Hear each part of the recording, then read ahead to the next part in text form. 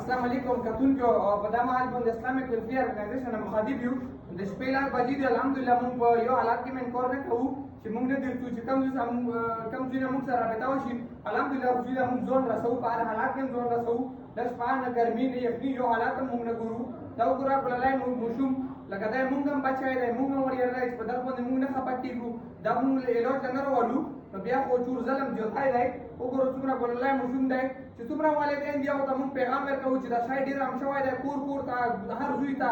سکول یونیورسټۍ هر زوی ته رسېدلی کوشش وکړو چې خپلو بچو باندې لږ چیک اینډ بیلنس وکړو خپلو بچو له لږ ټایم ورکړو کني بیا به تاسو بچي داسې په نشه کې مبتلا وي په څه طریقه په څه چال باندې نه پوهېږو چې څه ورته وکړو بعد مجبورۍ به بیا په هسپتال کې هم داخلوو بچي هغه نشه دی کوله